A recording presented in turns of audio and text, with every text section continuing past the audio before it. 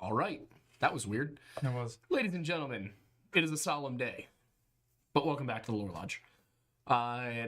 There's the elephant in the room here of it being September 11th. I know there's probably a considerable number of you watching this that don't remember. And honestly, that's probably for the best in your case. It was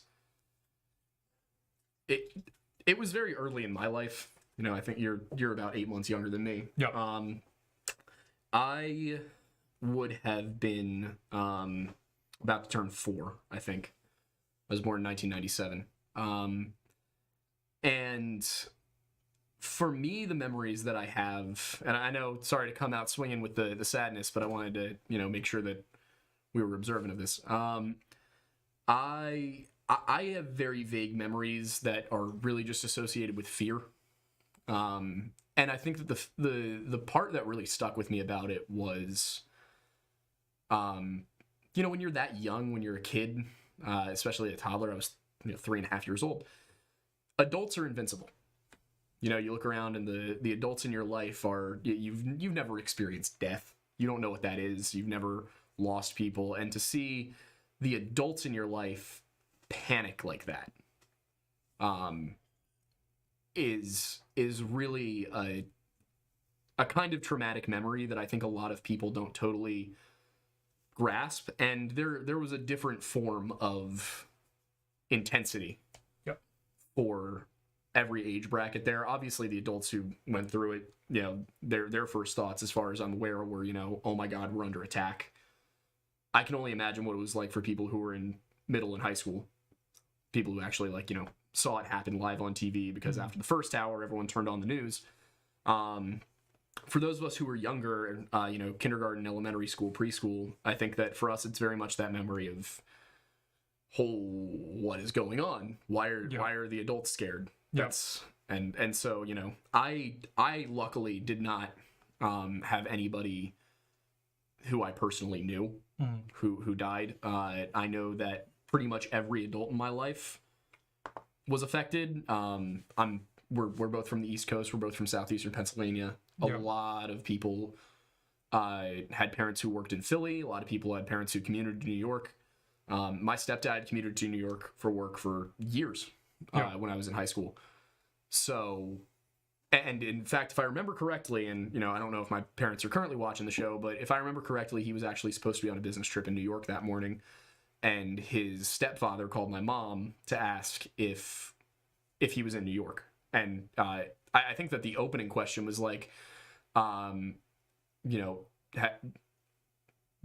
basically they were turn on the TV. Yep. And I was at preschool. We had just moved into our new house. It was a little tiny cottage in Plymouth Meeting. We had just moved in there, and I didn't know any of this until I was older.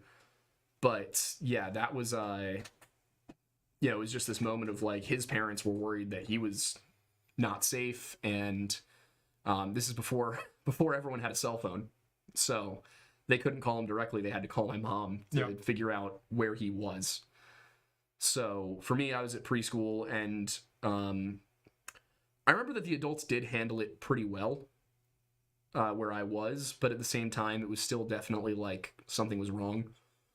And that's stuck with me a long time. And growing up in that, there was so much media coverage and so much intensity around it that it was very formative. And, I assume you have experiences as well, if you want to talk about them. Yeah. So for me, I don't have a lot of specific memories of the day.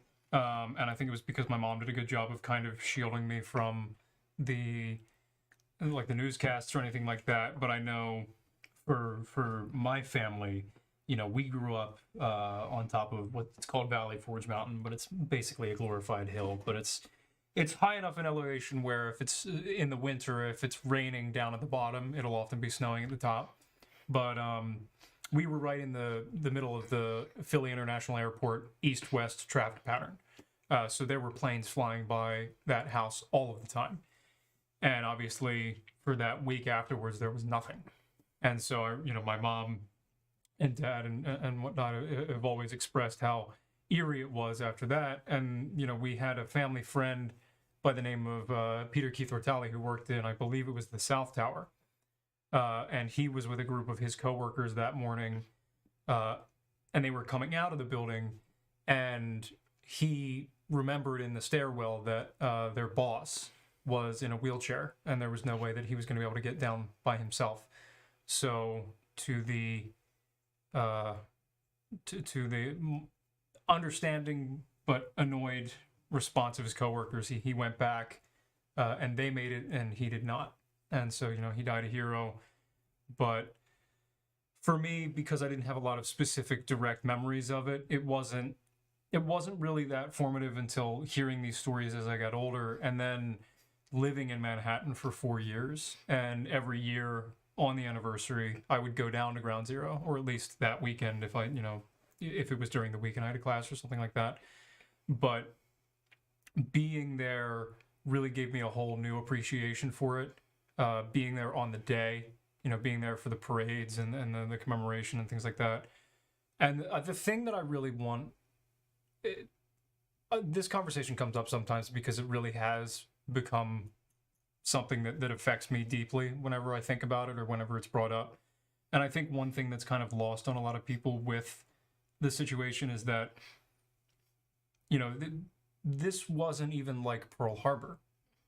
This wasn't a military attack on a military base. This was civilians. This was just normal people getting up on a beautiful September Tuesday morning.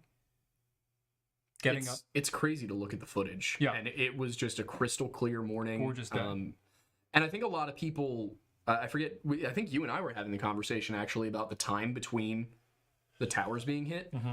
And I think you would like, in your memory, it was a couple hours or something. Yeah, and I remember being like, I'm pretty sure it was like 25 minutes. Yeah, and it was. And it was so quick that nobody had any idea what was going on. All anyone knew was we were under attack. Yeah. And just watching so for those of you who don't know, I went to school primarily for film, but I also got a second, major in journalism as well. And so in my journalism classes, we would discuss this. Some of it would just be, general coverage. Some of it would be, ethics and morality of certain things that were covered, such as people who were, jumping out of windows because the heat and the smoke was just too much. And, the ethics of putting that on the front cover of Time magazine. And, would that stand today, this, that, or whatever. But the coverage of that event, and specifically when the second tower got hit, and just if you can manage to do it, which I suggest you do, watch some of the news coverage of that day.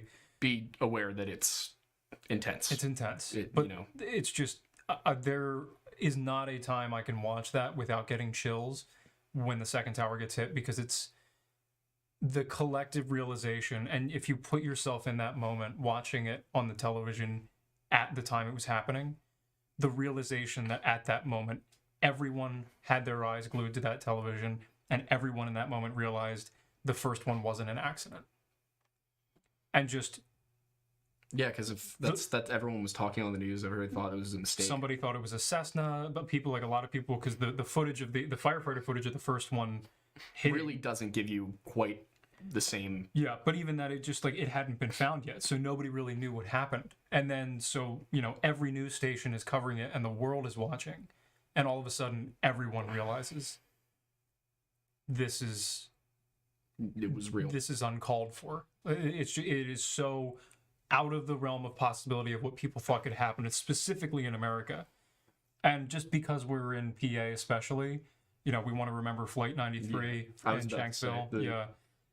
What did the guy say? It's the one guy who was on the phone. You overhear him on the phone. And he says, I think he says, "Okay, let's roll." Right before they go in and take out the terrorists and crash the plane. Yep. And and just the bravery. Like they didn't know where the plane was going. Mm-hmm. They knew something was wrong. Yep. But they chose to fight, and I like the sheer heroism of that. But on top of that, they were doomed either way. Yeah. And they chose to fight to save other people's lives, and that is extremely heroic. And then on top of that, there's the firefighters in New York, the firefighters, the police, EMS, just the first responders who really had no legal incentive. They were not being paid extra to go in there. They ran in because it was the right thing to do. Yep. And I think some of the most haunting footage I've ever seen from the whole thing comes from after the towers collapsed. And my roommate in college, one of them was a firefighter. Yep. So, of course, the firefighters have a very strong culture around 9/11 to this day. For all the political disagreements I might have with them, Jon Stewart has been an incredible advocate for all of this. And if you guys haven't looked into that, I mean, he has been fighting since day one to get them the proper medical care, not just the first responders, but everybody who was involved in the search efforts. And a lot of the people who were involved in that are suffering from asthma and other severe COPD and other severe medical conditions as a result of a lot of dust inhalation and things like that. And I can't remember if it's Congress or not, but he's been stonewalled a lot, and he's been doing everything he can. But if you guys can find a way to look into that and give even more support, he just recently made some strides with it, even more so. Yeah, he actually there's a really interesting set of videos of him and Jack Posobiec, who politically could not be more different. Yeah. Where he's like pissed. He thinks that Jack is trying to troll him or whatever, and finally they break through, and there's this moment where these two guys who disagree on almost everything have this moment of like, okay, this is something we can work together on. Yeah. And that's, if there was one silver lining of the whole thing, as horrible as it was that sense of unity that people felt. It really is a shame that it took such an horrific act to bring everyone together as much as it did. But at the end of the day, I mean, it's just a nice reminder that, especially now with how divided the country can be, that we are capable of something like that, no matter, and that's a great recent example of it bringing people together. Yeah. I mean, at the end of the day, we're all here for each other. At least the vast majority of us are.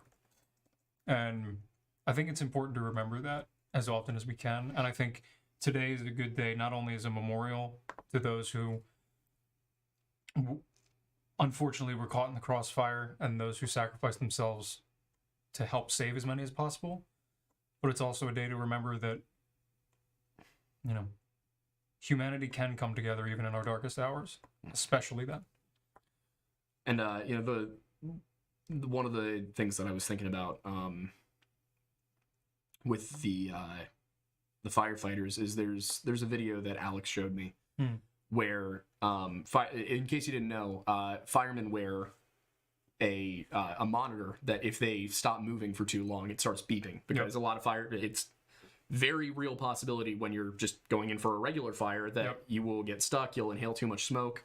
Yep. I can't remember the name of it, but it's called the firefighter wiggle when you're in firefighter training. It's like every 30 seconds you have to have movement. Yeah. But there's videos, and again, this is one of those things that only watch it if you're really, in a stable state of mind. But you can see, that you can hear, I should say, the just dozens of just individual beeps. Yeah. From firefighters after the towers collapsed, and it's horrible. And then there's the story of the rescue dogs who people had to go in and pretend to be victims because the dogs were getting so distressed from only ever pulling out dead bodies. Yeah, like it's an intense memory, and there's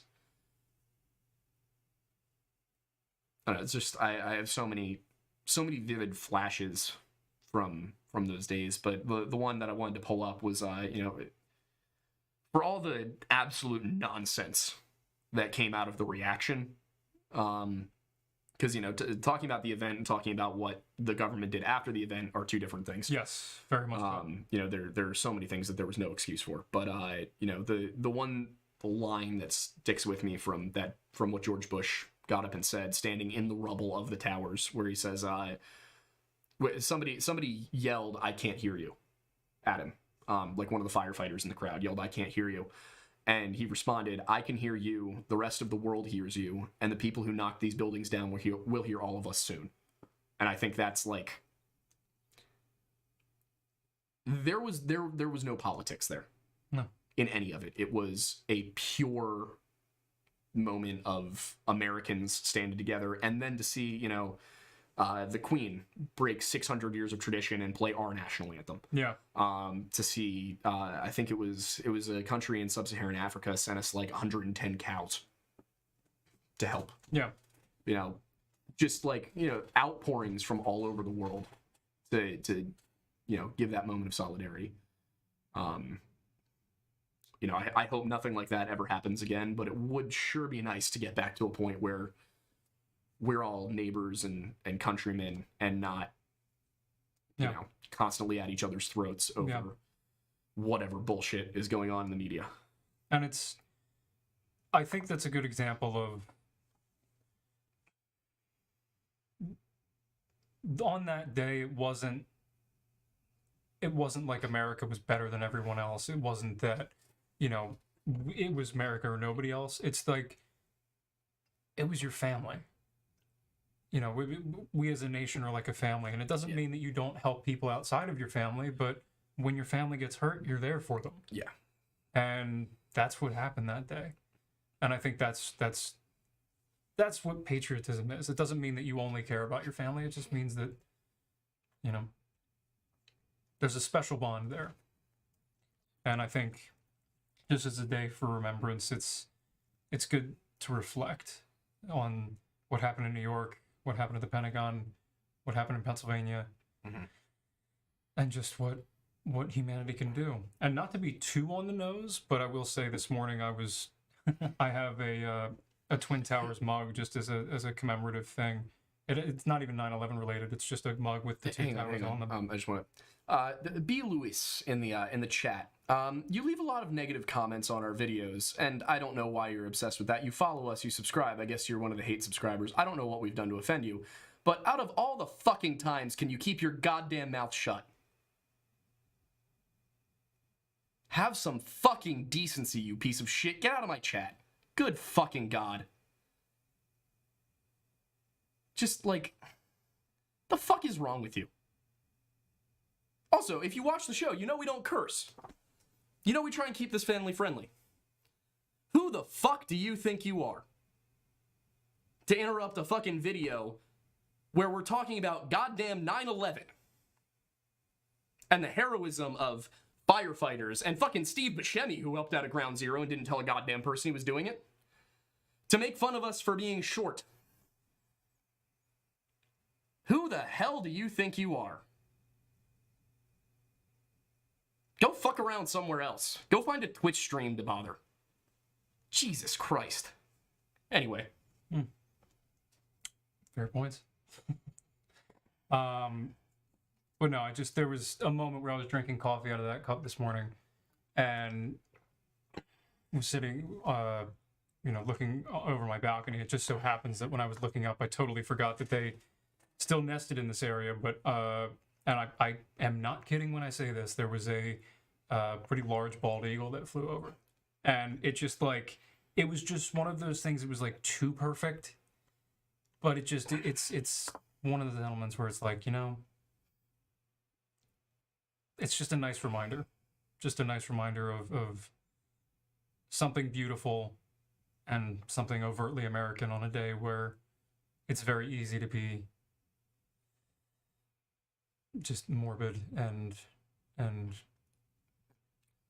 sad. Yeah. And to, you know, transition into other things that are morbid and sad. The Queen died this week. Yep. Which was met with varying degrees of mourning and celebration. Depending on what country you're from. Yeah. The Irish had no chill about it. Can't say I'm surprised. Yeah. But you know, I know we've got a lot of English viewers. It's about 5% of our viewership, I believe, is from the UK. And you know what I was saying to people is, you know, I'm of Irish and Welsh descent. Yep. I have plenty of reasons to not like the monarchy, especially considering I'm American. Yeah. And we fought a war to get rid of them. But at the same time, there is, you know, I will be honest, I will never understand the way the Brits feel about the Queen or the King.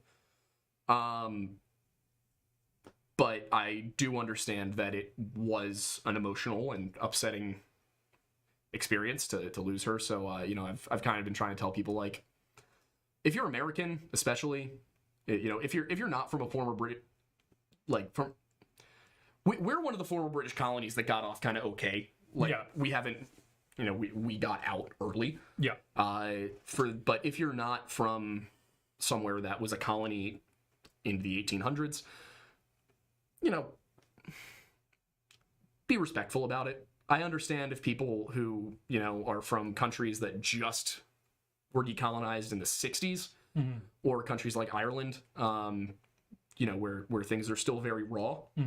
I understand if they want to be angry about it, but and they want to celebrate, you know, that's their prerogative. But if you're American, Canadian, German, Austrian, Italian, whatever, just be respectful. There's no reason to rub salt in the wound there. Yep. And I think that while we don't have anything remotely like a monarch, you know, it's still be like losing, I guess, Mr. Rogers?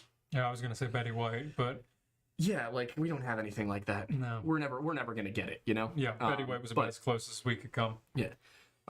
You know, the Queen was born into a life of luxury and lived a life of luxury and definitely did a lot of things wrong, but at the same time, she is a unifying force for the Brits, and you know, I can appreciate that they have something to rally around. Yep. I think, and you know, with the way that we as Americans rally around 9/11 and July 4th and things like that, I get it. Yep. You know? Yeah, and I mean, it's just, you know, it's the way of their system. I mean, it just, you know, going back to the geopolitical structure, you know, differentiations between the UK and the US being a parliamentary versus a presidential system. You know, the president in the United States is the one and only individual, whereas the two names of it are chief executive and head of state, and the president in the United States is both, whereas in the UK, the prime minister is the chief executive and the queen or king is the head of state. Yeah. And the head of state essentially just functions as a symbol, you know, a public face, whereas the chief executive is generally the person who's like making the bigger decisions and things like that. Prime minister. Yeah, exactly. And in the US, they're the same person. Exactly. And in, you know, in the UK, and this was an interesting point that I saw as a wake of this. It's, you know, it's kind of like if you're looking at it from a corporate standpoint, you know, chief executive is like the president of the board, or the chairman of the board, whereas the head of state is like the CEO. You know, the CEO does things, but in a company that has that structure, but the, you know, president of the board gets final say on everything that happens. And there are pros and cons to having it be one and the same person versus two individuals. But for understanding, if you're not familiar with that system and how that operates and why, you know, the Queen was so revered, it's because, you know, to the people of the UK, specifically of England, she was the public face of the country, even if she wasn't making all of the, you know, main and final decisions. Yeah. It is still a weird system that she technically has final authority in, like, you know, legal decisions in countries that she's not involved in. Yeah. Just hiding the douchebag. Chat. Yeah. Man, this is a solemn one. I mean, yeah, it was bound to be. But it was warranted. It was necessary. Yeah. And now that we've gotten through the important, you know, observations of national tragedies, sick of living through historic events, to mimic what was said the week after, the Saturday after the events of 9/11, where the New York City mayor, I can't remember which one it was, but He was on In SNL. 9/11, I think it was Rudy Giuliani. Yeah, wasn't it? So if it must have been. So Giuliani was on SNL, and before they started anything, Lauren Michaels Yeah, it was asked Giuliani. him. Yeah, Lauren Michaels asked Giuliani, "Are we allowed to be funny?" And Giuliani said, "Yeah, I think we need this right now." So, in reference to that, we are now allowed to be funny. So Yeah. It's yeah. That's basically how I feel about it. Yeah. You know, the humor is necessary, and it's important to not make jokes at the expense of the dead, but you know, I will make fun of the fact that Osama bin Laden had an anime stash on his hard drive till the day I die. do you think that was real, or do you think it was planted? I do not care. I want to believe. I recognize that it has potential that it was planted, but I would rather choose to believe that he was just into it. Yeah. Oh, I would not be even. no, not even remotely shocked. Yeah. Oh, they want to see the boy. Come here, Arch. Come on. The people need you. There he is. You're apparently the emotional support dog for the entire internet tonight. I mean, are you surprised? But he's good at it. He's good at his job. Yes, you'll go, boy. Yes. Do we want to just dive right into Tiger Brains? That might be the way to I think it cheer is. people up. I do love. There's the one tweet though where it's the Robert O'Neill, one of the SEALs who was there, who shot Bin Laden. Yeah. And he was saying something about the raid, and somebody was like, you know, how come we never saw his body? And he's like, I literally shot him. Like, I think I would know. Was that one of the first times? How long did it take for that to get declassified? Like that whole. Oh, we knew it in 2012. Well, no, because like the guy said is like that press conference. I think it was like within 24 to 48 hours Yeah, after ladies the and guy was gentlemen, like, we got him. yeah. But like, what the details of that raid? How long did it take for that to get declassified? It was quick. Yeah, like much quicker than usual. Yeah, I think it was one of those things where we're like, we're proud of this one. Yeah. And you know what? They should have been. I wonder why Pakistan is still one of our allies, but I don't know. I don't know enough about the ramifications of the geopolitical things internationally. they got away scot-free with harboring Osama bin Laden. Did they really? Wild. Yeah. I'm far more familiar with domestically a lot of the things that happened, such as like the Patriot Act and a lot of those things that was were not just, good. But Patriot Act was rough. The way that our government handled it afterwards, I mean, Barack Obama ordered the drone strike against Abdurrahman al-Awlaki, who was a 16-year-old American citizen. You know, claimed that it was, they believed his dad was there. His dad was a terrorist. But his dad was actually brought in by the Bush administration to try and help with Muslim and American relations, and ended up being a terrorist. So I think that tells you a lot about what's going on in our government. But yeah, so his son, Abdurrahman al-Awlaki, was visiting family in Yemen. We're not at war with Yemen. And Barack Obama personally ordered a drone strike that killed him. So there were a lot of horrible things done in the name of the Patriot Act. yeah, throughout a number of different administrations. Yeah, it was Republicans and Democrats both. Yep. Just like horrible, horrible, evil things that were done to people. But you know, that's that does not diminish the heroism of the people who were there that day. And I think that's what we need to remember most of all. The corruption of the system does not negate the heroism of the individual. Exactly. And speaking of heroic individuals, Joe Exotic. What a guy. What a man. We're gonna start talking about the Skunk Ape at some point this stream, but I think this is what everyone's really here for today is this story, because it's one of those things that is so insane that like this is my life after the beginning of 2020 just went off the rails completely. But before we get to it, I do really quickly want to talk about donation goals, because we need to eat. Oh, yeah. We do still have our September donation goals. You guys have hit the $250 goal, so you will be getting the cocktail stream. I am beginning to work on those. You will be getting definitely a pumpkin-themed one and an apple-themed one. Nice. I have not decided what the third will be. 500 is we will do a self-defense course about using the blue snow shovel. How to use the blue snow shovel to protect yourself against the Wendigo. Yes. I'm excited for that one.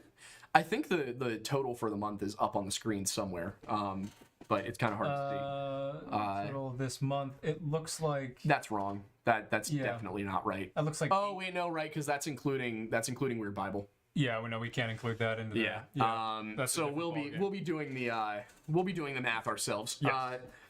And then 750 we will do a skit where we put the Wendigo on trial for its many crimes. My cousin Vinny style, of course. Yeah. And if we get to 1,000, then there will be a Halloween themed sexy calendar. So if you want that, I don't know why you would, but if you do, you got to get us there. Don't make us have to go back to the gym, please. I want to go. We are going back to the gym tomorrow. Yeah, we You are. promised. Well, oh, no, I know. I want to, but it's just like, Yeah, but so it's those, more the diet than the exercise. those are the donation goals. Super chats are the best way to do that, and we of course read all of our super chats at the end and make sure to respond to them. So if you have questions, comments, make sure you leave a super chat. It can just be $1 even.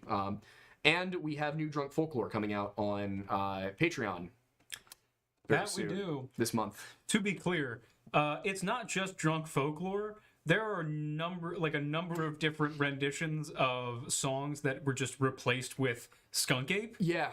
and I got some. Oh my God, Alien! Whoa! All right. Not only is the shovel video happening, but it will be dedicated to you. Yes. Yes. Yes. Thank you, Alien. The Blue Snow Shovel self-defense course brought to you by Alien. Yeah. Whew, all right. You are getting the self-defense course now. Oh my God. Whew, so, Hi. But yeah, there's several Skunk Ape renditions in it. There's a Say It Ain't So. Mm-hmm. I think we have Free Fallin' in there. Yep. Do we do Useless? The Useless is Yeah. in there. Basically all of the songs that he and I know on guitar. Yeah, I just kind of replaced words with Skunk Ape on the fly. Yeah. How far After about half a bottle of bourbon. did we get into 3 a.m.? Not very far. I think we got to, and I said, "Baby, it's 3 a.m. I must be Skunk Ape." Oh, did you do Lorelei as Skunk Ape? I think I tried. I think you did, yeah. You didn't do the Wonder Years song. No, I did. I should have done "Hey Julie." Yeah, that would have been. Hey, Skunk Ape. Look what you're doing to me. But yeah, but the Tiger King story here that we have to go into. Yes. March 2020. Whoa. Go ahead. The Rona hits. Yep. Someone ate a bat. We now know that's not what happened, and it was actually leaked from a lab. But whatever. Careful, we might get cancer. No, that's the CDC's. Oh, well, it's not the CDC, but it's that is the accepted. It is now. Okay. Is that it probably leaked from the lab? Which I think anyone with a shred of common sense who looked at the location of the Wuhan virology lab and the location of patient 0 could probably have drawn that conclusion. A lot of people did, but they were like, "No, that's silly." But, So yeah, that was remembering Skunk Ape. Well, that's gonna be on it now. Are we just gonna do an album of Skunk Ape? We could. So anyway, the world shuts down, and memes are on Instagram, who I stopped following because all they do now is advertise for OnlyFans models. And there's a meme every 6 months. They had a post where they were like, "Hey, everybody, drop your Snapchat usernames. We can make groups and whatnot." And I was like, "Sure, why not? That couldn't go wrong." Narrator voice. But in fact, it did go wrong. There we go. The nothing can go wrong. Oh no, went wrong. Yeah, that's kind of how it went. Yep. So I get an ad from a guy named Dylan, and I get a few ads from other people, and we're just hanging, we're just chatting, and this Dylan guy is basically was like, "To be honest, I followed you because I thought you were cute," and I was like, "I appreciate that, my guy, but I don't swing that way, but I appreciate the compliment." And we didn't talk for like a month because we had nothing to talk about. And then, nice.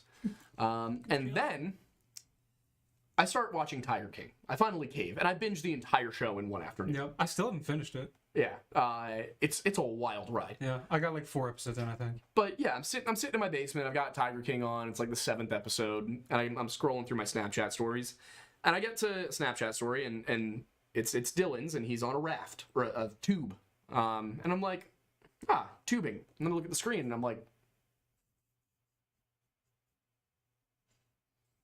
And then I took a picture of my TV screen and sent it to him, and I was like, hey, is this you? And he hits me with the most nonchalant, haha, yeah, that's me. Which I get now. Like, now I understand that reaction. Yes. But at the time, I was like, how is your reaction so chill about that? That's so, like... Yeah, now that you're in a similar position. Now I get it. Yeah. Like, if people are like, are you the Skinwalker guy from TikTok? I'm like, haha, yeah, that's me. What's the count up to now that that's I've had that asked to me 7 times in public. 4 of them were in Phoenixville. Yep. One was at Molly's. Yeah, so we start talking because I have so many questions at this point. Naturally, yeah. Also, we should clarify who Dylan is in the show. Yeah, Dylan Passage is or was Joe Exotic's third husband. Yes. Not the one who accidentally shot himself, and not the one that was actually straight. Got it. Okay. Yeah, because one was actually straight and doing it for the drugs. One accidentally shot himself because he said that a Ruger won't fire if the magazine isn't in it, which is not true, because if there's one in the chamber, it will fire. Yeah, I mean, there are firearms that don't if you don't have a magazine, but a Ruger certainly is not a one of them. Ruger handgun. And then and then there was Dylan, who actually is gay. Yeah. And doing quite well for himself on OnlyFans now. He and I are on I guess. he and I are on close friends lists on Instagram, Gotcha. which is just funny. Yep. But so yeah, he actually asked me if he wanted to come on the show at one point, but he was like, "Nah, I'm not about that life anymore." And I was like, "Oh, okay." So, but Dylan, he to his credit, he did answer all of my questions about Tiger King, and it was exactly as insane as the TV show made it seem. Yep. And his relationship with Joe was a lot less weird than I had initially thought it was. But he then turned the conversation back around to hitting on me and was very, very forward. Yes. So I was able to calmly, give him the rejection and all of that. But it's just April 2020, my life started to get really weird. Yep. And it did not stop. Yep. And just for context for all of you guys, after him cluing me and another friend of ours in on that story in a group chat, I changed his contact into my phone to Tiger Prince. Yes. And it has remained that since. Yes. I all of my friends have insane contact names for me. Yours is Tiger Prince. Norman's is like Aidan will commit war crimes Mattis. Like Oh, that checks out as something Norman would put. Oh yeah, it's just whew.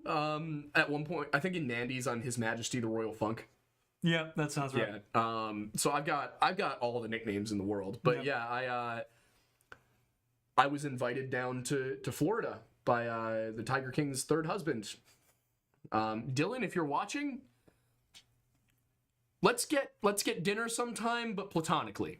But I do have more questions. Also, I think it was really funny that Joe Exotic ran for governor. I completely forgot that happened. Yeah. As a libertarian, which is like Well, yeah. perfect. Primo. Exactly what I want. Aidan Mattis, the holder of the Geneva checklist. Oh no. Oh God, no. Oh boy. Yeah. So Skunk Ape? Skunk Ape. Yeah.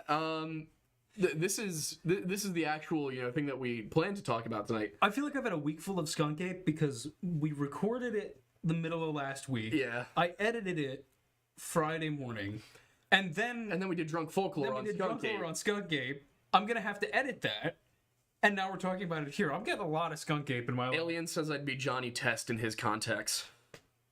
Aidan Mad Puppy Mattis. That is what they called me when I was briefly a soldier. Oh yeah, that was a thing. Yeah, I was. When I say that, when I say that my experience in college and onward was just completely unhinged. You really just hitting all the check boxes. When I was a sophomore, I enlisted in the National Guard and boxed a Nazi. Yeah. When Have you told that story on here yet? Yeah, I have told that story just on making here. Sure. I won. When I was a junior, I don't really remember much of junior year, to be honest. Oh, we had a college Republicans versus college Democrats touch football game, and they put a bounty on me. I got a concussion in a touch football game. Yeah. Oh, when did you break your ribs? I broke my ribs 3 times senior year of college. Right. In the course of 3 months. At least one of them was rugby. All 3 of them were rugby. Okay, that's that. There we go. That's So the broken rib that hurts the most, actually, is the one from 5th grade, which I'm not even sure how it happened, but one of my ribs cracked off, like, of my spinal column. Ooh. Yeah. It healed, but it still hurts. Worked with Dylan earlier this year. It was interesting finding out who he is, right? Like, he buries the lead so hard. Yeah, I mean, wouldn't you? I do. Yeah, exactly. I'm never the one who tells people who I am. It's always my friends. Yeah. The Geneva Violator. Good lord, you guys. More Flamus is listening while driving back to State College. We are. Wait, what? What did you read? Oh, I'm gonna say. Yeah. Okay, got it. Yeah.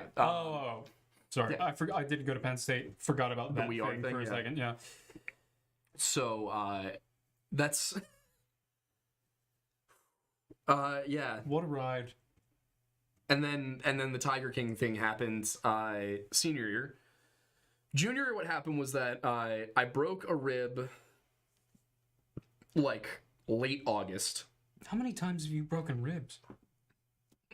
Broke a rib in late August. Gave it a couple weeks to heal. It was like a minor fracture. Yeah. Gave it a couple weeks to heal. Played another game. I broke 2 more ribs in October, but the next game was our last game, and it was the only one my parents could make it to, so I played anyway. Got it. I went to the hospital, and they gave me morphine and then sent me home with Tylenol and, like, topical lidocaine. And they gave me muscle relaxers, which I took at, like, 9:30 a.m. on Halloween because I had class. And I needed to go to class. And I figured by the time I was like 7:30, we were getting ready to go pregame and all that, I figured I could probably start drinking. I woke up on my couch with cowboy boots still on. There is a picture of me from that night wearing a cowboy costume, but I couldn't find a cowboy hat, so I'm wearing a wizard cap. I love it. Man, we just did not get to the content we were supposed to talk about tonight. All right, the Skunk Ape. They'll see plenty of Skunk Ape. They will see plenty of Skunk Ape, yeah. But I just want to really quickly touch on this because it's so funny as a concept. Just the bat tower element alone. Yeah, that's the one I want to talk about. Is like, I feel like this whole thing probably started with the local indigenous folklore and people being aware of it. And this guy, Clyde Perky, who wanted to get rid of the mosquitoes in the area, so he built a 30-foot tall tower to house bats, because the bats would eat the mosquitoes. But he didn't want to wait for bats to show up, so he ordered the guano and ordered bats. The bats didn't like the tower and left. They came back 3 days later after discovering they had nowhere to actually sleep, and then they come on the 3rd night. They come back and populate the tower, and they go out the next night, and they never come back. And Clyde claims that it's because an 8-foot tall, hairy ape emerged from the woods and shook the tower so violently that it scared the bats off. And, like, for a moment, you're kind of like, oh, yeah, that's plausible. And then you think about it, and you're like, that is exactly what somebody would say to, explain away why their tower experiment failed. Yep. And it was 1929, so of course people were going to believe it, you know? Why is everybody talking about me committing war crimes in the chat? Because you brought it up. What did you expect when you put Aidan your is like name? the General Grievous. Aidan is like General Grievous to the Geneva Convention. I guess it's maybe it's like instead of lightsabers, it's war crimes. It's just like a fine addition to my collection. That's my guess. Oh boy, but yeah. So the Skunk Ape stories, though, like, and they just progressively. When you hear about stories about like Bigfoot, they're usually kind of believable because it's usually yeah, I was out and I saw the Sasquatch in the woods. Yep. You know, and that's it. There's the one guy who was like, I was kidnapped by a family of Squatches. Dr. Squatch? No, we're a Duke Cannon household here. I know. You can. It's on the towel. They can't see Kind of the microphone. hidden behind the microphone, but yeah.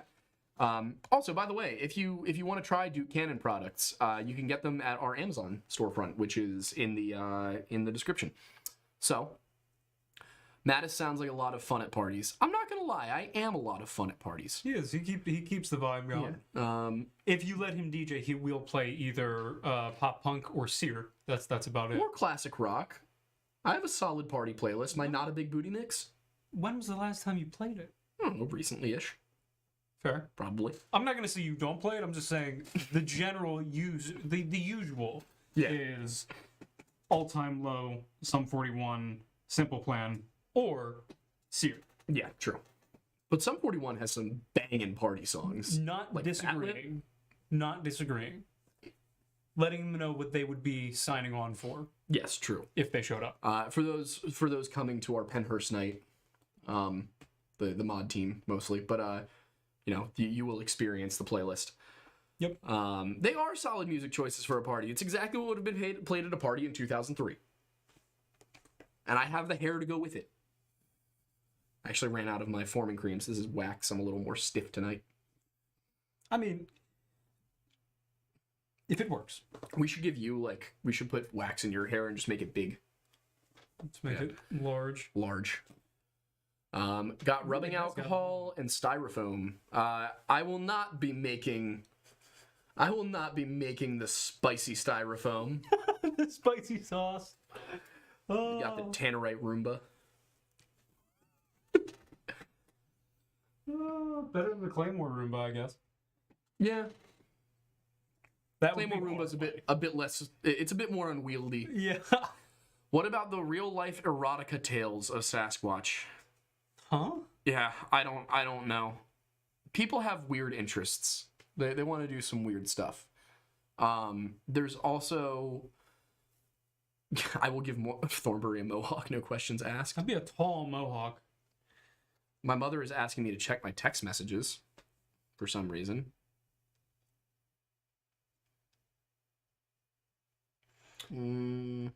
Nonetheless. I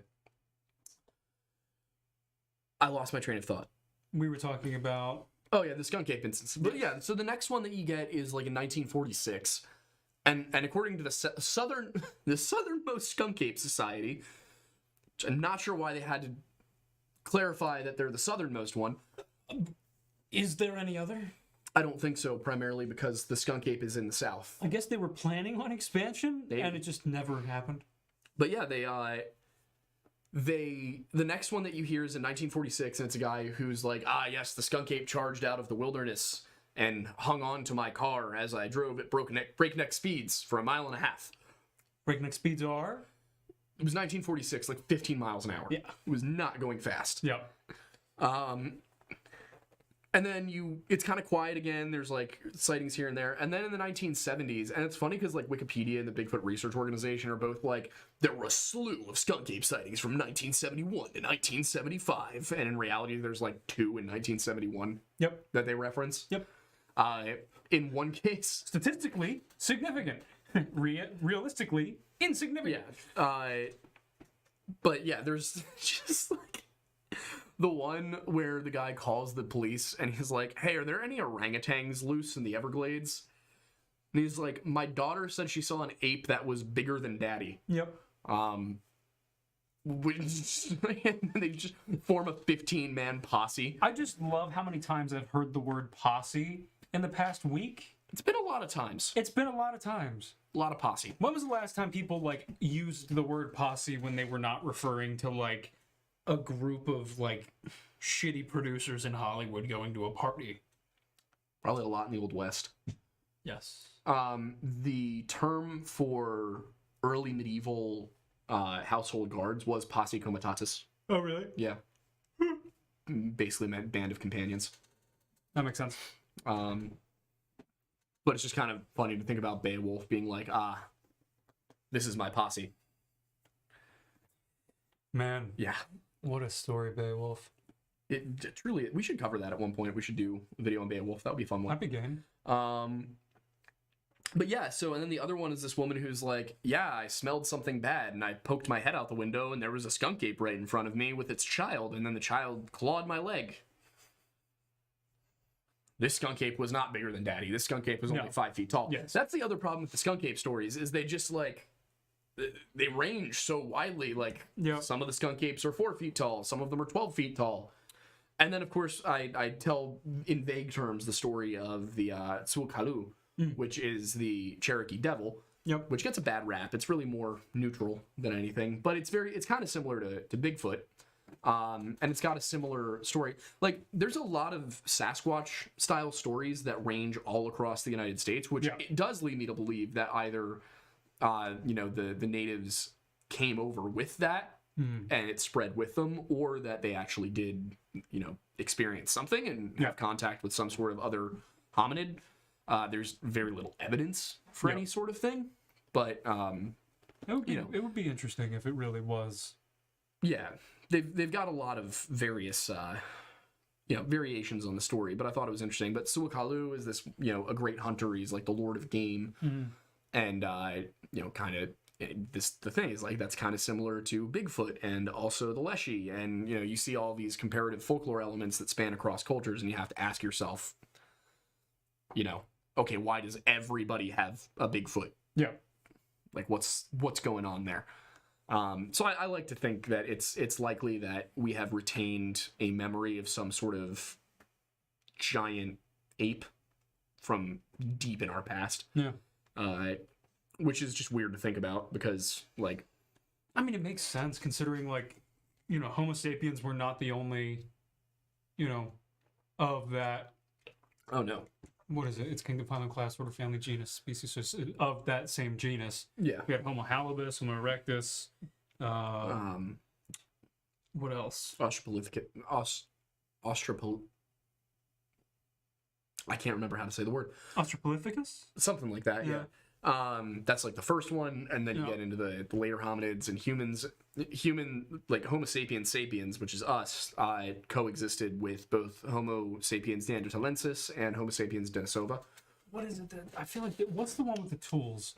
Habilis. That is habilis. Okay. Yes. Habilis was the first one to use tools. Erectus was the one that walked upright. Yeah. I feel like there's a third one other than Homo sapiens. Like there's a fourth one that Denisovans. Is that it? Those are the other recent ones, the ones that we share DNA with. Let's see. But part of the problem with those things is, like, there was a woman who made a video on TikTok recently where she was like, in Indonesia, they discovered the skeleton of a, totally formerly unknown hominid species. And I went and looked into it, and what actually happened was they discovered a skeleton of an early human who had unexpectedly high levels of like East Asian DNA for where they were, and then also had some DNA fragments from a previously unknown hominid. So it wasn't that there was a previously unknown hominid that was discovered that lived in Indonesia 7,000 years ago, which would be insane. That would be a massive discovery. But in reality, it was nothing remotely of that sort. And that's what frustrates me about people who are like, Bigfoot researchers and some of these conspiracy theorists on the internet and everything, because like they just want to jump so hard on the little things, and then they do it and end up seeming foolish because anyone with a grain of research training is going to go look it up and be like, all right, no. For me, I was excited. I was like, wait, that would be so cool. Like, I really hope that's true. That would be like such an interesting discovery. And I go look into it, and it's a nothing burger. It's cool, but it's not what they proposed it was. I think my favorite Asian territory ape headline of recent past is, I can't remember where it was, but it was in the past like 3 years or so, but a group of some form of ape in Southeast Asia has entered the Stone Age. Yeah. Because they saw people using tools and they started mimicking those behaviors with chimps in Africa are in the Stone Age. Yeah. Which is good for them. We should stop them for their own good. Stop them at the Bronze Age. Yeah. Gonna make the sea peoples look like nothing. Make the Bronze Age collapse look like a fireworks show. Might as well. We should go to questions. Yeah. We have a number of super chats here. Yeah. If you have not yet done so, there are 140 of you here. Smash the like button, like you would smash the Skunk Ape. Show it some love. Skunk that ape. Give it a good old Skunk Ape high five. We're gonna That upset me. We're gonna ignore that. That upset me. I'm working to. I thought it was a bit more wholesome than smashing the skunk ape. So smashing. Oh, we're going back to my What was roots the game? here. Smash or pass? Oh god, that should be a Twitch stream. Cryptid Smash or pass. All right, so we got to read through some of these.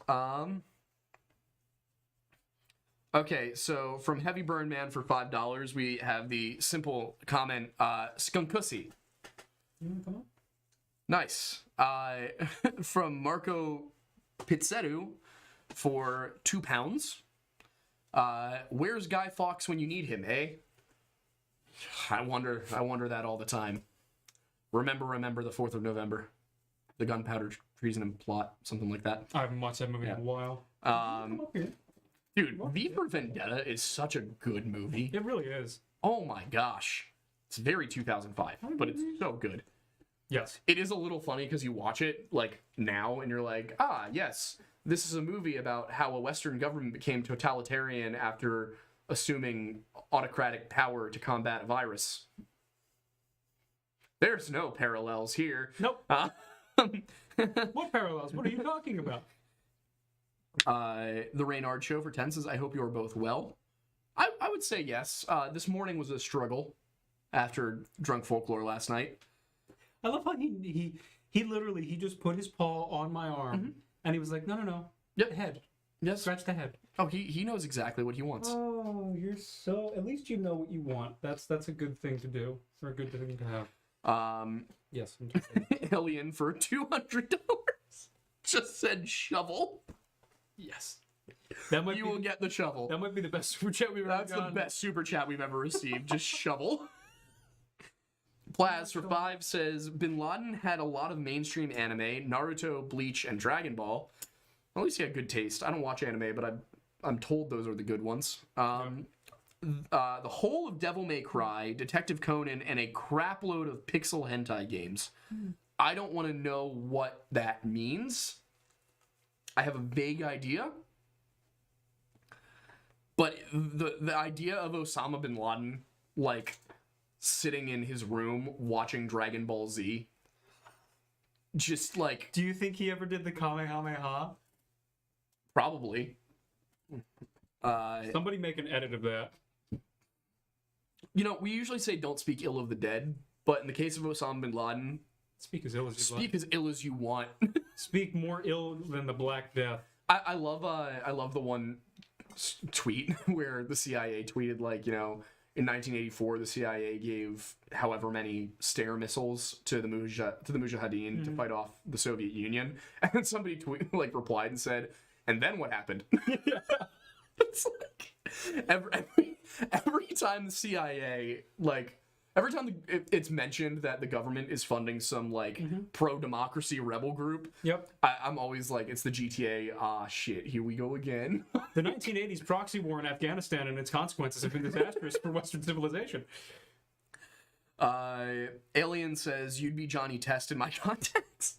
Gotta bring back the tips, I guess. You might as well. I gotta have the red in there too, though. Let's see. History Daddy for £2 says Mattis is the Tiger King. No, I am the Tiger Prince. Yes. Yes.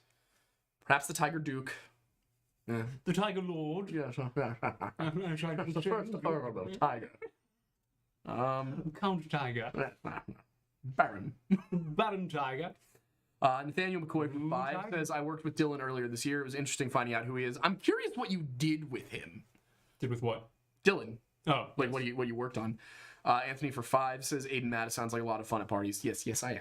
Yes. I am very fun.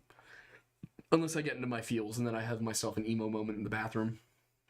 we've all been there. We've all been there. We've all been there. Iron Death for 5 says milk. Agreed. Red.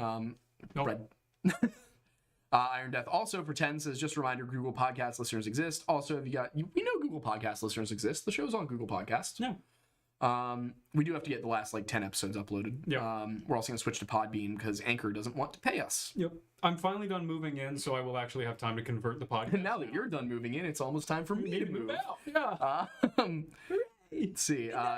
Also, have you guys heard of the Larry Ginslinger case in the Black Hills of South Dakota? I was part of the search. I sent an email with more info. I will take a look at it. I had not heard of it.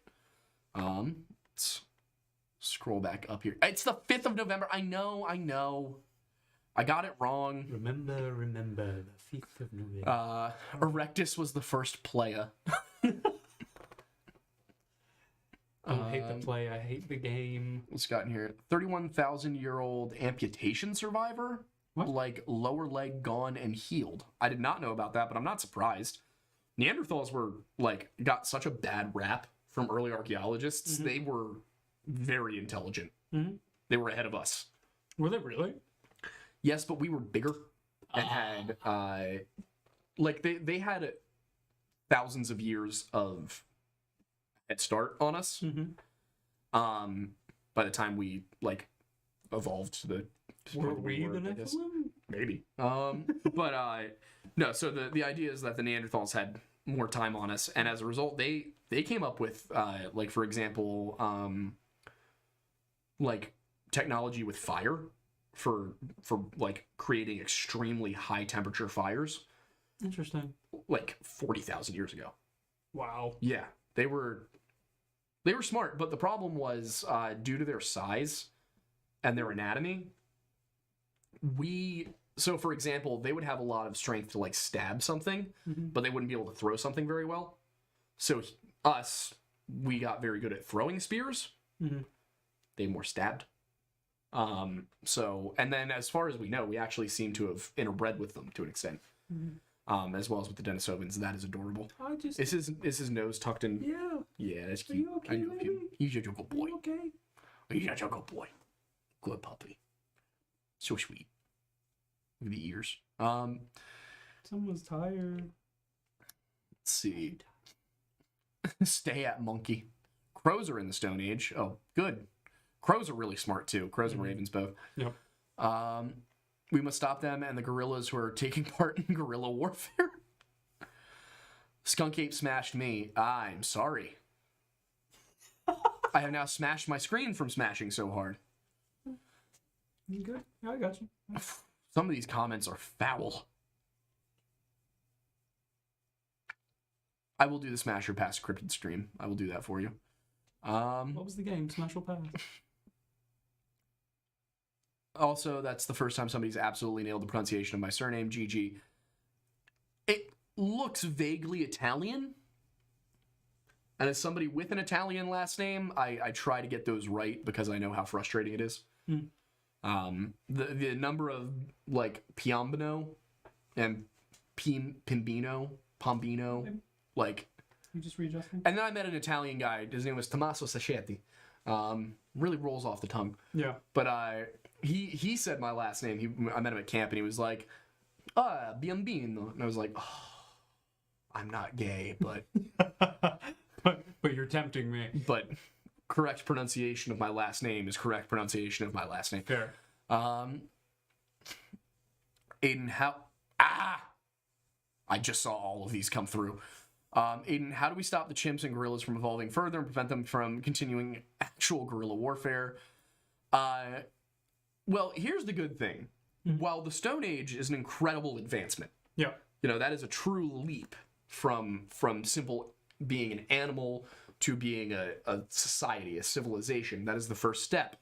And it is admirable that they have entered the Stone Age. We have rifles.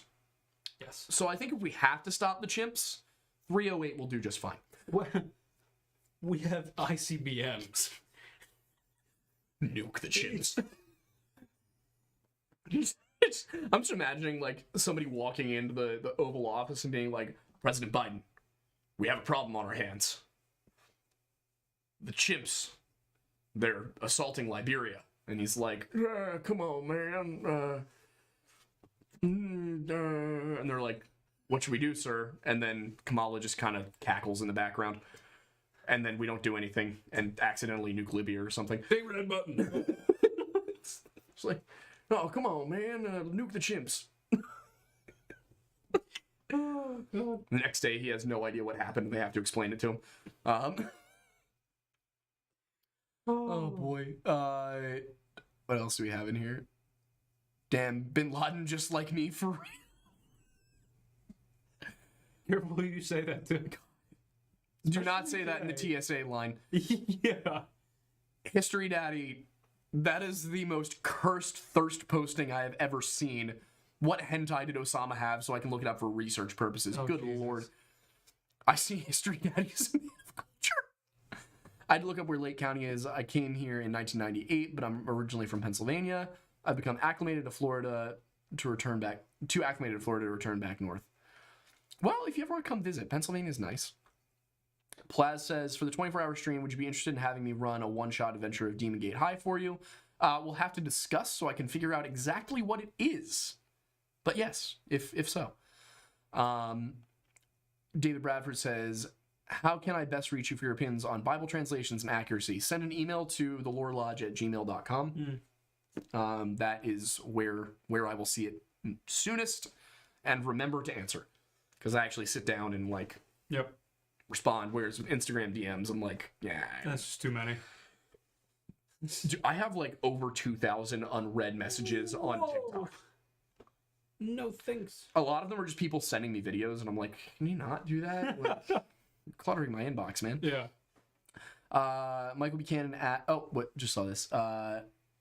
You heard of any lore from Sardinia, Italy? There's some really interesting pre-Roman Sardinian stuff that I will happily get into, not right now, but some very interesting like construction techniques, and it's believed by some scholars, me included, that some of the sea peoples were from Sardinia, Corsica, and Sicily. One group, the Eqwesh, one of the Nine Bows groups, the sea people, the Eqwesh, were circumcised, which would have been very strange because the Egyptians do not identify the Eqwesh as being Egyptian, nor do they identify them as being from the nation of Israel. Mm-hmm. It's possible they are from the nation of Israel, which in which case that explains the circumcisions. But if it's not Jews, then there are no other cultures that we know of that practiced circumcision at that time. Yep. Other than like the Egyptians and the Jews and a few sub-Saharan cultures. Yep. So it would either be... I think Babylon had it too. But it definitely wasn't the Babylonians. So that the question then becomes, who were these people? Which is just very, very cool. Like, it's crazy what those little details, Yep. the boxes they open up. Speaking of little details and boxes they open up, do you want to mention the thing that you dropped on Weird Bible for those who may not have caught it? Which thing? The dating thing? With the Revelations. Oh, sure, yeah. So for anybody who's interested, I was reading through Exodus for the last episode of Weird Bible, and I look at the Bible, like, obviously I read it for the theology, but also I'm very interested in the historical context. Mm-hmm.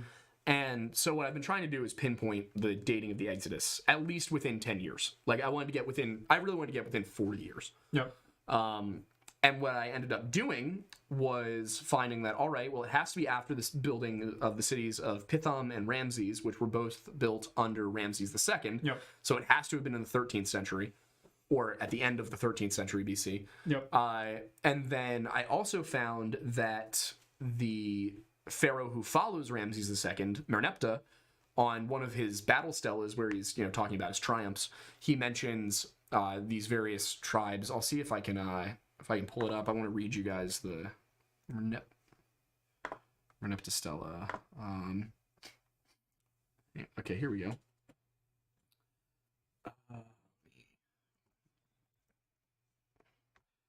He says, the princes are prostrate, saying, Shalom. Not one of the nine bows lifts his head. Chihenu is vanquished. Kati at peace. Canaan is captive with all woe. Ashkelon is conquered. Gezer seized. Yenom made non-existent. Israel is wasted. His seed laid bare. It specifically references Israel as a person. Yep. And as a family, essentially, a nation, a people, not as a country with borders, but a tribe. Yep. This stela went up in the 5th year of Merneptah's reign, which would have been 1207 or 1206. There was a solar eclipse on October 30th, 1207. In the book of Exodus, it mentions the 9th plague is the plague of darkness. Yep. And the Merneptah stela, dated to probably 1206 BC, talks about Israel being vanquished. Yep. Israel leaves almost immediately after the plague of darkness because the next plague is the plague of death. Yep. And Pharaoh's just like, get out of my country. Yep. But the Egyptians wouldn't record that as the Israelites, forcing their way out of the country. They would refer to that as, oh, we drove the Israelites into the desert and they were washed away in the sea or something like that. Yeah. So based on that, since we know that Passover is in March, we actually get like the exact dating of Passover. I have it in my notes somewhere, but the first Passover, basically, I was able to date to, based on that solar eclipse, if that's the plague of darkness, which might be how you would record that. Yep. The first Passover then would have been in early 1206. So it's about 5 months between the plague of darkness and the plague of death. And that basically allows you to pinpoint, if I'm correct about this, pinpoint the dating of the Exodus Yep. to 1206 BC. And it lines up with the Merneptah stela. I've seen so many people who are like, there's no Egyptian record of the Exodus. Yes, there is. Yep. There sure as hell is. So I was just very excited about that because that's like, as a historian, as an academic, that's like one of the most exciting things you can do is come across something that you've never heard of before. Yeah. It's possible somebody else has connected those dots. I've never seen it. I've never seen it anywhere. Wendigoon hadn't heard it. Yeah. That's the thing. Is It's possible somebody else has come up with it, but it was exciting to even though I'm not the first one, I did discover it on my own. to put those puzzle pieces together to create a unique picture that you've never seen before is in and of itself fantastic. Exactly. That was just exciting, Yeah. So whether or not you believe that the events of Exodus were actually divinely inspired or whatever, it is kind of cool to get to that point where you're like, all right, there's enough evidence to suggest this is the dating for this. Yeah. What else do we have? Oh my god, there were a bunch of things. Which of the missing 401 style cases do you think can be connected to cryptid creatures? There's a bunch of them. If you watch our videos on it, I do usually at the end suggest how I feel about it. Chris Tompkins is the one that sticks with me though. He's the one who he was on a survey crew. There were 4 of them. Yep. The guy right ahead of him was checking back to make sure he was there every few minutes, and then without a sound, he checked back, and Chris just wasn't there. And remind us what location this is. It was Ellerslie, Georgia, I want to say. Okay. And what was in the road was keys, some change. Basically, looked like his pockets had been emptied. One of his boots was stuck in a barbed wire fence nearby. His foot was not in it. Yep. And then they found his other boot a little bit later in a marsh 800 yards away off the trail. Yep. Basically looked like somebody had lifted him up and held him upside down and run off with him. Yep. Which I just have no idea what normal explanation there is for that. Nope. Maybe we are missing details, but I mean, highly possible. at the end of the day, that's why we do Into Thin Air. Yeah. Is to go and research it on our own. Assassin's Creed lore deep dive went. Ooh, that could be fun. I do love be very Assassin's fun. Creed. Yeah. I'll get to that. Let's see, Hayden's. Have you heard of the Wallaton Park gnomes? No, but I will be looking into that because I love that concept. Yeah. That sounds fun. Caitlin Geertz said for $2 says hello guys. Found y'all from watching Wendigoon. We love Wendigoon. Isaiah's a good friend of the show. Yeah. We're Hard not to love them. But thank you. I'm so excited for my birthday. He's gonna be there. It's gonna be fun. The Lord's Caliber. Drone the chimps. I'm gonna put that on a shirt for Unqualified. You might as well. Oh my god. I'm making a drone the chimps. It's gonna have a predator drone and a chimpanzee. Yes. If you're not using 30-60 cool chimps, I don't want any part of it. Well, what about 4570? Huh? Where's the love for 4570? That's all I'm saying.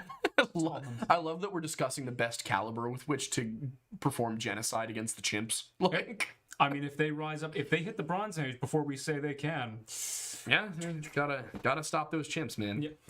Maybe the gorillas will keep them in check. who knows? The orangutans Silverback have the gorillas are wisdom. terrifying. They're extremely terrifying. Although one of my favorite videos of all time is the one of the guy on safari getting charged by the silverback, and just the only thing he thought to do, because there really wasn't anything else he could do, was just completely stand still and hold his ground. And it freaked out the silverback so much that it just stopped, because it was like, it was essentially just like, What is tiny pale monkey doing? yeah, like, what does he know that I don't? And it's just like, basically. Well, you also, like, people forget how smart these things are. Like, Yeah. gorillas and chimps and orangutans are smart. Oh yeah, orangutans are incredibly smart. Yeah. Like the smartest of all. And they'll, like, they'll also the apes. rip you to pieces. But Yes. sometimes, like, I saw a picture of a guy who was, like, sitting in a pool of water, like, trying to photograph something, and an orangutan, like, thought he was, like, stuck and tried to help him out. And you're like, okay. Yep. No, they're smart. And, like, gorillas can learn sign language. Yeah. Yeah, it's crazy how really smart cool. some of them are. What's my favorite Sabaton song? Ooh, A Lifetime of War. Nice. Especially the En Liefste die Krieg, the Swedish version. I saw them do it live in Swedish, and it was wow.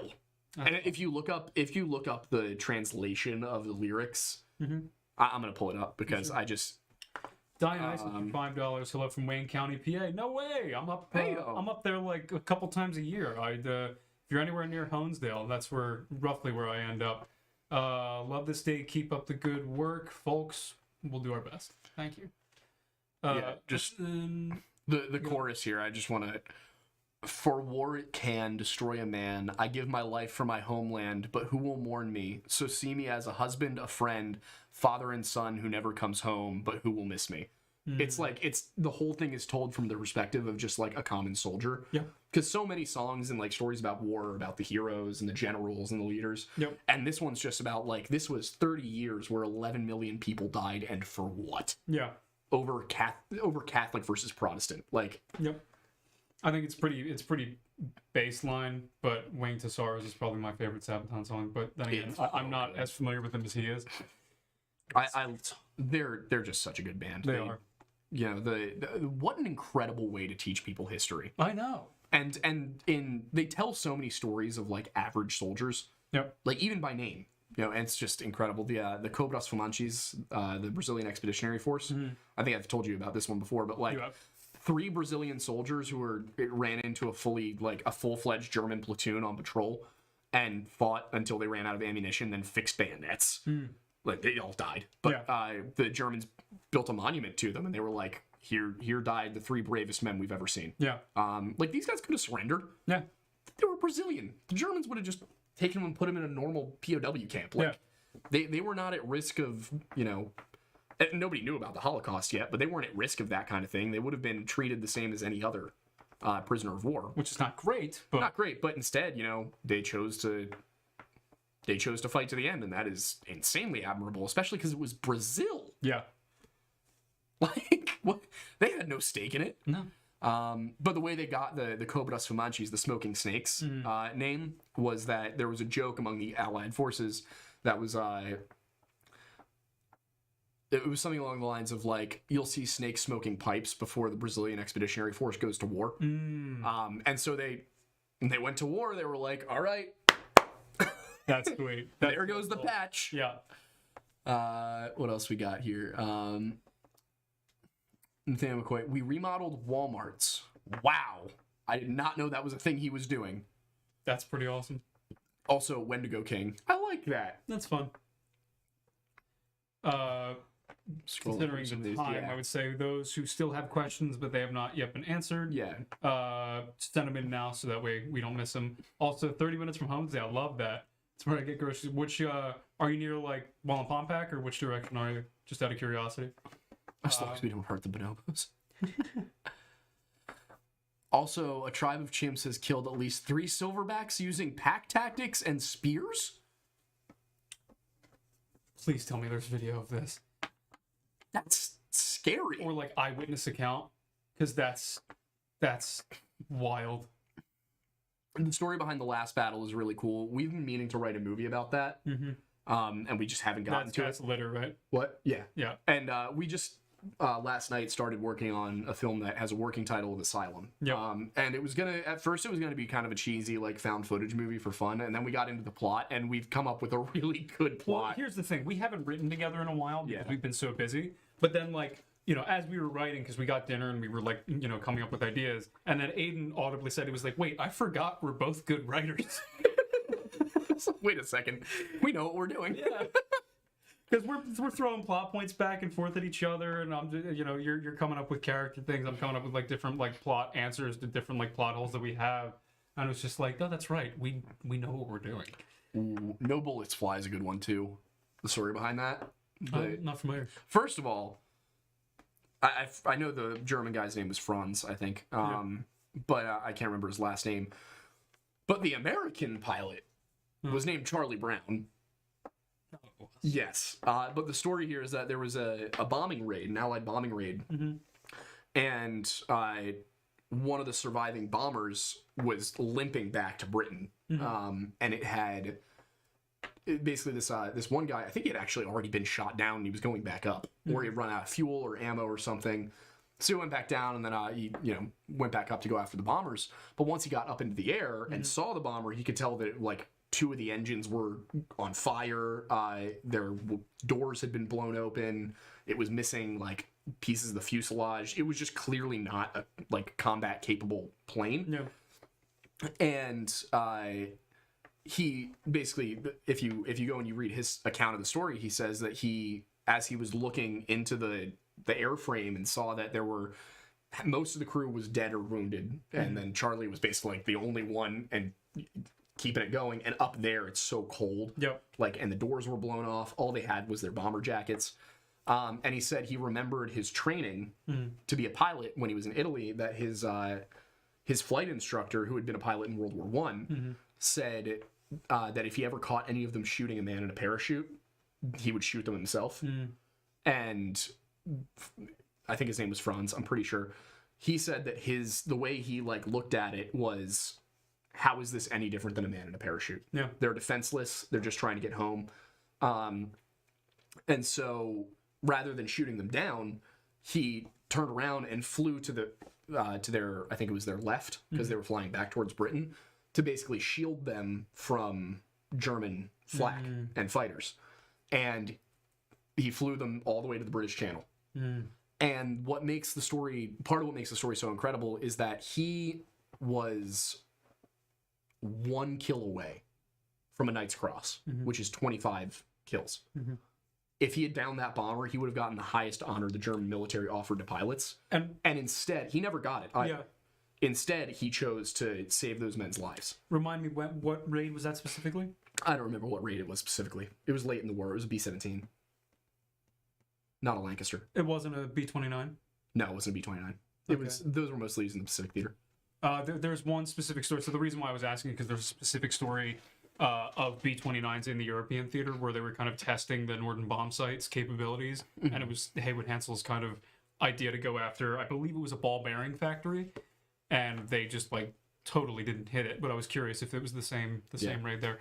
But I just wanted to. The last part of the story is that decades later, it was like the 80s or 90s.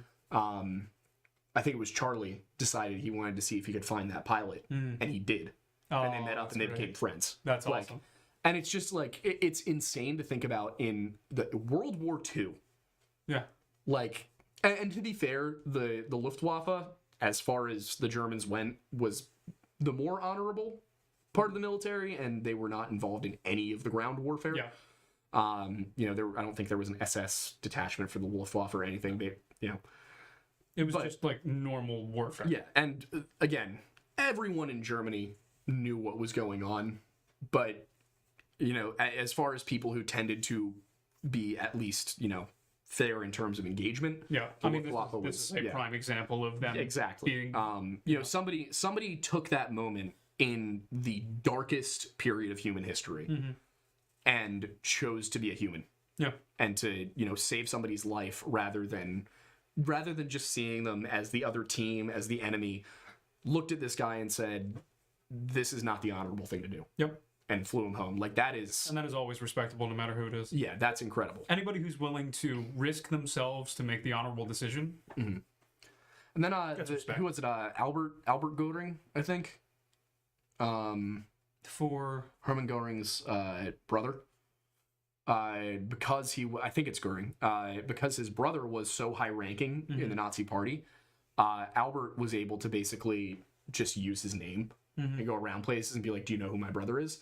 And he used it to save just dozens of Jews. That's awesome. It might have been hundreds, actually, but he basically like drove out to places and was like, a small scale I'm taking Schindler, these. Yeah, he was basically, I'm taking these Jews. And they were like, why? And he was like, my name is Göring. You need to know nothing else. That's taking a great the Jews. story right there. Yeah, and he would bring him back. It was the same kind of thing as Schindler. Like, and it's just like it's incredible to hear those stories of people who really did risk everything because they knew that their side was wrong. Yeah. Like, and they didn't go to the other side and fight, you know, in the other army. They looked at it and said, I can do the most work here, and that was the most dangerous way to do it. Well, and that's the thing is like the willingness to put yourself in harm's way, or at least just in high risk scenarios, just purely because you know it's the best way you can help other people. Yeah. Fantastic. Also, just in talking about World War II air combat, I think it could be fun to have, whether it's just a Patreon exclusive or something fun, a debate show where we just like every now and again we'll debate something. And I feel like you and I debating the Mustang versus the Corsair could be a fun one. How is that even a debate for you? You'd be surprised. The Mustang hunted jets into the 60s. It is still in service in some South American air forces. You would be surprised. Tom Cruise flew one in Top Gun Maverick. The Navy did a test of the Mustang and the Corsair. Well, the Corsair might be a better seaplane, but Like I said. I don't believe you. Like I said. Disagree It's a with you. worthy debate. I knew The story of the Japanese soldier that fought till 1974 is crazy. Oh, yeah. I forgot about that one. Dude was not ready to give up. Also, Brad for 49 says, I've been binging your podcast work. Great stuff. Thanks, guys. Thank you, Brad. And with that, it is approximately 8:30. Yes. So thank you all so much for staying for this kind of odd stream. It was a difficult day to have our normal content. So, you know, I appreciate that you guys stuck around, even though it was a little bit on the more solemn side for a large portion of the stream. At least the first half, Yeah. But we hope we made up for it with the second half. Yeah, I mean, not necessarily made up for it, But, 'cause, you know. cheered y'all up. Yes. So thank you guys so much for sticking around. And, you know, if you want to see the Drunk Folklore that we just shot, that should be up sometime in the next couple weeks on Patreon. Yep. And you can get it for just $1 a month. So, you know, feel free to check that out. And we will see you guys on the next one.